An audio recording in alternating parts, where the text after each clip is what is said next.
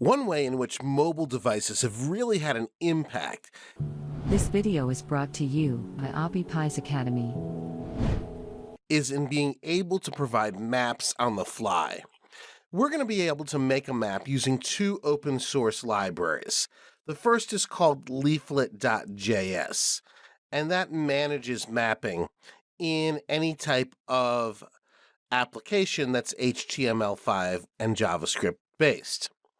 Mapbox is a series of open source maps that can be displayed with the Leaflet.js library. For Mapbox, you're going to need your own account, and once you have your own account and you're signed up, you can use the free account and go into Studio. Inside of Studio, you'll actually be able to make your individual maps. You can see here you can choose the styles, tile sets, data sets, etc., and then choose the type of map you'd like to use. I'm going to use a simple Mapbox Streets map. Click Develop and Use. This is the page that you want. You're going to want to make sure you've got Leaflet selected right here, because this is the URL that actually is going to provide your map and your map style. So with Leaflet, there's also a couple of library includes you're going to need. If you go to their tutorials page and then their quick start guide, you'll see the actual links for the live Leaflet libraries. So you're going to want to have these two pages open when you start to develop. We're going to go ahead and create a PhoneGap app. So I'm going to bring up my PhoneGap desktop app and create the new app. And I'm going to create the app on my desktop for convenience. So as soon as this is ready, we'll click the plus sign.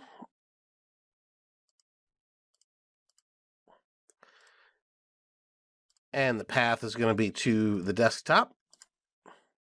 Name, we'll call this app Quick Map. And ID TV, learn to program Quick Map. Go ahead and create our project.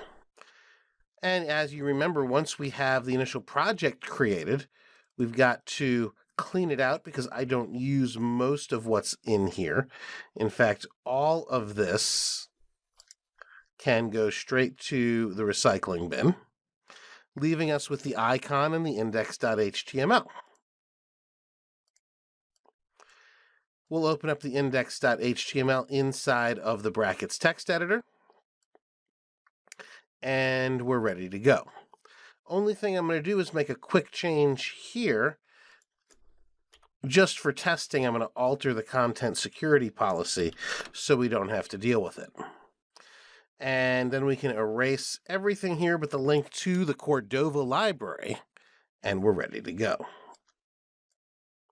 So first thing we're going to want to do is bring in the necessary libraries for the work we're going to do. So remember, I said those are on the leaflet.js page, so let's go ahead and grab those. So we need, first of all, this CSS, and we can put that right here. We're going to need this link to the JavaScript file.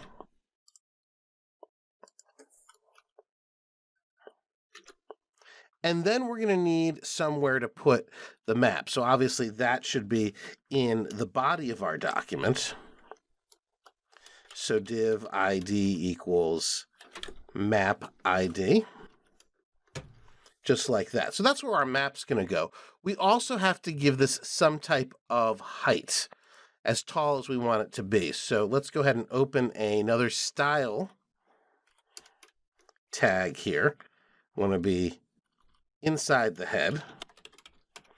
And let's grab the map ID selector, and we're going to give it a height of 300 pixels. So now we're prepared. We have everything we need to actually display the map, and there's a few more instructions down here which we'll get to, but we obviously need to figure out where we're located first. So we're going to go back to creating our geolocation. And I'm not going to output latitude and longitude this time. I'm simply going to use it to build our map. So script tag, and we'll do this as a window onload anonymous function. Make sure we have the geolocation object. If so, we'll find our position.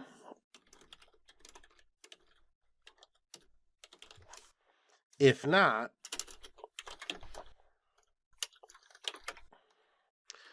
we'll indicate a geolocation error. Okay, so now it's time to find the position. Navigator .geolocation .get current position. Success if we get a successful reading, and fail if we get an error. All right, so that will get our current position. Let's, for right now, put both of our callback functions. So function success, which gets the position object, and that's going to have our position. And then in case we fail, that's going to get the error object, and we'll console log e.message, which will give us the actual error message. So now, for right now, let's just test our position object and make sure we haven't made any errors up to this point. So we're going to console log out the position and see what's in there. Again, and if there's any errors at this point, it's easy to correct because we haven't written that much code, rather than trying to find it in a larger block of code. All right, and let's check our console. Geoposition, chords, and there's our latitude and longitude. By the way, you might notice too, there's other information in here. Timestamp, a speed, heading, altitude, and accuracy. We're not using it for this app, but you can get all this data from a device. We're testing in the web browser, so it doesn't get heading and altitude or speed, but that's all available as part of the position object. All right, so we've got our latitude and longitude, so let's go ahead and grab it and put them into local variables. So latitude, we're going to use position chords dot latitude, and then longitude, we're going to use position chords longitude. Now, instead of just displaying the values here, what I want to do is actually use those to build the map. So you'll remember we imported the Leaflet library. So now from the Leaflet library, we're going to create my map. L stands for Leaflet, then map. We're putting it in map ID, right? This guy down here, we're putting it in that div. And then we're going to set the view to the latitude and longitude that we just got from our geolocation object, and a zoom factor of 13. Now we need to do one more thing. Now we need to get our actual map tiles from Mapbox. So what I'm looking for is this URL right here. Let's go ahead and copy it. And just for right now, I'm going to put it in a comment. We're going to need that in just a second. Okay, so we've got that. So now we need to actually build the map. So the way I'm going to do that is to call this URL. And again, from Leaflet, we're going to call the tile layer. And then we're going to put the URL right in that parenthesis. So let's go ahead and grab the URL. It's got an access token in there. You'll get your own access token when you start working with the library. So make sure you use yours and not mine, because mine will be deactivated by the time you see this. All right, so now we've got that. So now we're going to do a max zoom factor of, let's say, 18. And then again, it wants our access token And the access token is right here in the URL, this long series of characters. And that's just used to identify you. So we'll copy that in there. All right, so now we're almost done, except for we've got to close our curly brackets. Let me put the curly brackets in here. So that's right after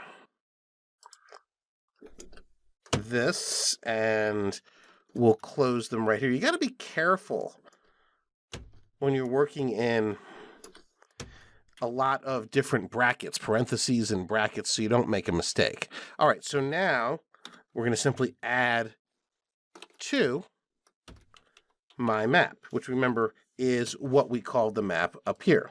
All right, so now if we haven't made any mistakes, we should see our map when we refresh. Let's see. Allow our location. And there we go, Vernon, Connecticut, which is exactly where our office is. So now we have a mobile app that simply loads and displays our actual location.